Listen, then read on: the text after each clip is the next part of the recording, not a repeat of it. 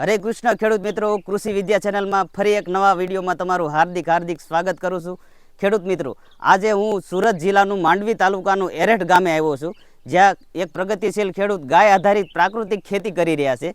ગાય આધારિત ખેતીમાં શું શું ઉત્પાદન કરી અને કેનું વેચાણ કરે છે તેના વિશે વાત કરશું. કૃષિ વિદ્યા ચેનલમાં તમારું સ્વાગત છે. તો સૌપ્રથમ તમારો પરિચય અમારા ખેડૂત મિત્રો અને દર્શક મિત્રોને જણાવો. મારું નામ રતિભાઈ પોપટભાઈ દેસાઈ છે, ગામ અરેઠ. બરાબર. ગાય આધારિત ખેતી કરી છે. તો તમારું આ કઈ જગ્યાએ અત્યારે આ ફાર્મ આવેલું છે તે જણાવો. અત્યારે અમારે બોરીગારામાં આવેલું, એરેઠ ગામની નજીક, અરેઠ ગામની નજીક, સુરત જિલ્લો અને માંડવી તાલુકો. હા, સુરત જિલ્લો. પ્રાકૃતિક ખેતી જે ગાય આધારિત ખેતી કરી રહ્યા છો એ કેટલા સમયથી કરી રહ્યા છો? અમે 2-3 વર્ષ થયા કરી રહ્યા. પહેલાથી કેટલા વર્ષથી તમે ખેતી કરી રહ્યા છો? ખેતી તો 30-40 વર્ષ થયા કરી છે. બરાબર. મૂળ અમારા ગઢડિયા જામ, તાલુકો જસદણ, જિલ્લો રાજકોટ. જૂના ખેડૂ અમે ન્યાના છો. બરાબર. અને અહીંયા કેટલા વીઘામાં તમે ખેતી કરી રહ્યા છો? અહીંયા અમે 100-150 વીઘા ખેતી કરી છે. 100-150 વીઘાના ખેડૂત છે.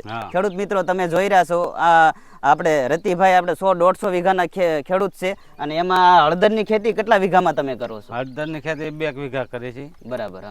અને મુખ્ય પાક અત્યારે તમારો કયો છે અત્યારે? ડુંગળી છે, મગ છે, બરાબર, અડદ છે, અને હળદર છે અને શેરડી છે. બરાબર. તો તમારો આ પેકેજિંગ વાળું બતાવજો તમારું આ ખેડૂત મિત્રોને. આ શું છે? આ તમે આ હળદર છે. બરાબર. ગાય આધારિત ખેતીમાં બનાવેલી છે. અને આને પ્રોસેસ કરવામાં ધોઈને કમ્પ્લીટ કરીને સાંજે સૂકવીને કટિંગ કરીને પછી બોઇલર કર્યા વગરની હળદર અમે બનાવી. બોઇલ કર્યા વગર? હા, બોઇલ કર્યા વગરની. બરાબર. બોઇલ કર્યા વગર કરીએ તો આપણને શું ફાયદો થાય છે? એના વિટામિન પૂરા રહે 100%. બરાબર. દર્શક મિત્રો, તમે જોઈ રહ્યા છો આ પ્રાકૃતિક ખેતીના એટલે કે ગાય આધારિત ખેતીના હળદર છે, જેને બોઇલ કરવામાં નથી આવતી. આ બોઇલ ન કરવા કારણે આ હળદરમાં કર્ક્યુમની ગુણવત્તા વધારે હોય છે, જેથી કરીને આપણા પોષક તત્વો આપણા શરીરમાં પૂરતા પ્રમાણમાં મળી રહેશે. આ માતૃગાંઠ, અંગુલી ગાંઠો, આ 2 મિક્સ કરીને અમે દરી છે. હવે અમારા ખેડૂત મિત્રોને એ બતાવો, આ માતૃગાંઠને 2 અલગ અલગ રાખો છો અને આની કઈ રીતે પ્રોસેસિંગ કરો? આને 2 ને મિક્સ કરીને પછી કટિંગ કરી છે. 2 મિક્સ જ કરો છો? બરાબર. અલગ અલગ નથી નહીં. ઘણા ખેડૂતો એવું કરતા હોય, ત્યાં માતૃગાંઠ અને આ બંને અલગ અલગ કરી અને એનો પાવડર કરીને અલગ વેચતા હોય. હવે રતિભાઈ, આ શું કરેલું? આ હળદરની કટિંગ કર્યું છે.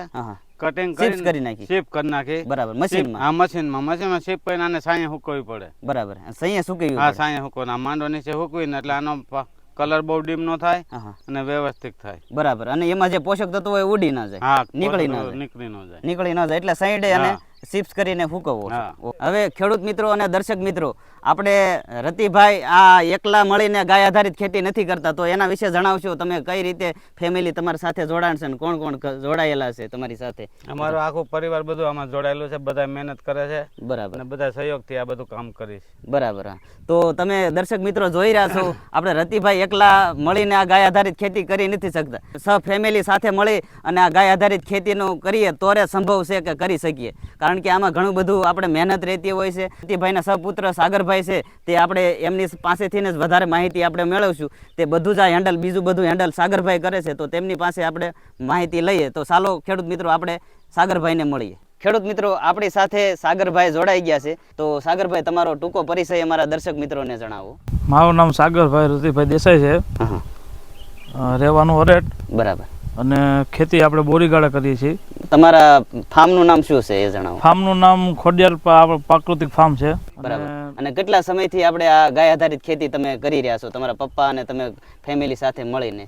ગાય આધારિત ખેતી અમે 3 થી 4 વર્ષથી કરી છે. 3 થી 4 વર્ષથી ગાય આધારિત ખેતી કરો છો. અને એ પહેલા રાસાયણિક ખેતી કરતા હતા? પહેલા રાસાયણિક ખેતી કરતા. બરાબર. એના પરથી પછી આ ઓર્ગોનિક અને ગાય આધારિત ખેતી ચાલુ. તો તમને ગાય આધારિત ખેતીની પ્રેરણા તમને ક્યાંથી મળી હતી? ગાય આધારિત આ વિડીયો બધા અમુક જોયા યુટ્યુબ ઉપર.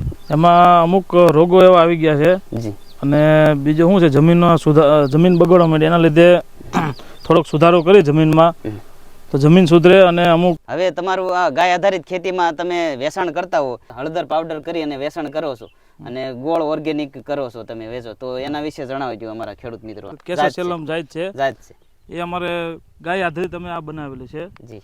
જેમાં કિલોના પેકિંગ અને 500ના પેકિંગ અમે કરીને વેચીએ છીએ. બરાબર. અને આમાં અમે બોઇલરમાં બાફતા નથી. જી. આપણે એમનામ જ આપણે કટકી કરીને અને એનો પાવડર બનાવીએ છીએ. હવે સાગરભાઈ, આમાં તમે બાફતા નથી, તમે બાફો નહીં તો શું ફાયદો થાય? આમાં બાફવાથી કર્કમ્યુમની ક્ષમતામાં ઘટાડો થાય છે ઘટાડો થઈ જાય. અને અમે ડાયરેક્ટ કટકી કરીને ચિપ્સ પાડી અને ડાયરેક્ટ પાવડર બનાવીએ છીએ જેથી કર્કમ્યુમની ક્ષમતા જળવાઈ રહે. જળવાઈ રહે. બરાબર. એના માટે અમે બાફતા નથી. તમે આ વિડીયોમાં જોઈ રહ્યા છો કે ગાંઠ છે, માતૃ ગાંઠ હોય તે અને જે ફિંગર ગાંઠ છે તે બંને વસ્તુ મિક્સ કરી અને પાવડર કરવામાં આવે છે જેથી કરીને આમાં કર્ક્યુમની ગુણવત્તા વધારે રહે છે. હવે સાગરભાઈ, તમે આ ગોળ પણ અહીં રાખેલો છે, તો આ ગોળનું પણ તમે ગાય આધારિત ખેતીનું કરો છો, તો શું કરો છો તે જણાવો. ગોળ અમે આ ગાય આધારિત ખેતીથી બનાવેલો છે. જે આ જે શેરડી છે આ બધું તમે બતાવી શકો છો. આ શેરડી ગાય આધારિત ખેતીની છે? આ ગાય આધારિત ખેતીની શેરડી છે. બરાબર. એને પાકી જાય એટલે એને અમે પ્રોસેસ કરીને અમે ઓર્ગોનિક ગોળ બનાવીએ છીએ અને વેચીએ છીએ. બરાબર. અને એમાં અમે કિલોના પેકિંગ 2 કિલો 4 કિલો 10 કિલોના અમે પેકિંગ આપણે માટે અવેલેબલ છે આપણા. બરાબર. હા, તમે આ ગોળ તમે દર્શક મિત્રો તમે જોઈ રહ્યા છો. હું અત્યારે ગળ અત્યારે અહીંથી અહીં ઊભો છું દૂર, તો તે ગળની એકદમ સુગંધ સરસ મજાની આવી રહી છે અને ગાય આધારિત ખેતીની એકદમ નેચરલ પ્રકારનો ગોળ આ છે. જે કોઈ દર્શક મિત્રોને આ ગોળ લેવા માંગતા હોય અથવા હળદર પાવડર લેવા માંગતા હોય તો ડિસ્પ્લે ઉપર આપેલા સાગરભાઈ નંબર આપેલો છે, એમનો સંપર્ક કરી લેવો. હવે રતિભાઈ, આપણને અમારા ખેડૂત મિત્રો અને દર્શક મિત્રો છે તેમને જણાવો, તમે અહીંયા કેવી રીતે પ્રોસેસિંગ કરો છો આપણે હળદરની? આ હળદર આ દરવાનું મશીન છે ઘંટી, આમાં દરીને પાવડર આવે એટલે ઝીણી સારી જારીથી સારી નાખી સાળી નાખો. હા, સારી નાખી પેકિંગ કરીને આ મશીન સિલાઈ કરવાનું છે. બરાબર. આ સિલાઈ કરીને પેકિંગ કરી નાખી. બરાબર. આ રીતનું પેકિંગ કરી આ રીતનું પેકિંગ થઈ જાય. ઓકે. દર્શક મિત્રો તમે જોઈ રહ્યા છો કિલોનું 500 ગ્રામ અને 1 કિલોનો પેકેજમાં આ પેકિંગ કરી અને વેચાણ કરે છે રતિભાઈ. તો ડિસ્પ્લે ઉપર આપેલા નંબર ઉપર વધુ માહિતી માટે સંપર્ક કરી શકો છો તમે. હવે ખેડૂત મિત્રો અને દર્શક મિત્રો, આપણે ગાય આધારિત ખેતી રતિભાઈ કરી રહ્યા છે અને આ તમે જોઈ રહ્યા છો અમારી પાસે એડવાન્સ જીવામૃત એટલે કે જીવામૃત બેગ મૂકેલી છે, તો એના વિશે આપણને જણાવશે. હવે આમાં અમે ગાયનું છાણ નાખીએ છીએ, ગૌમૂત્ર નાખીએ છીએ, જી. પછી બધા વનસ્પતિના પાંદડા નાખીએ છીએ, જી. છાશ નાખીએ છીએ, ગોળ નાખીએ છીએ, ચોખા નાખીએ છીએ બાફીને. બરાબર. આટલું બધું બનાવી છે. બરાબર. આ બધું ગૌમૂત્ર ને બધું નાખી અને આ એડવાન્સ જીવામૃત બનાવી. બરાબર. તમે અહીં બતાવો કેવું લિક્વિડ નીકળે છે. આવું એકદમ પાણી થઈને નીકળે છે.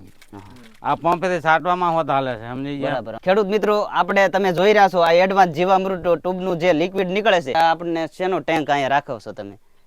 આ જીવામૃતની બેગ રહી એમાંથી અમે ભરી લઈ. બરાબર. લિક્વિડ જે છે લિક્વિડ છે આમાં ભરી લઈ, પછી જ્યાં પાણી હાલતું હોય ત્યાં ધોરિયામાં પાણી મૂકીને એને વાપર કરી. બરાબર. હું તમારે અલગ અલગ જગ્યાએ અલગ અલગ જગ્યામાં બધી લઈ જવાનું. હા, પ્લોટ હોય પણ. હવે ખેડૂત મિત્રો અને દર્શક મિત્રો, આપણે રતિભાઈ અહીંયા તમે જોઈ રહ્યા છો કે વેલા છે, ઘાસ ફૂસ છે. આપણે ઘણા બધા ખેડૂતો બાળી દેતા હોય અથવા તો શેઢે નાખીને ફેંકી દેતા હોય હાવ.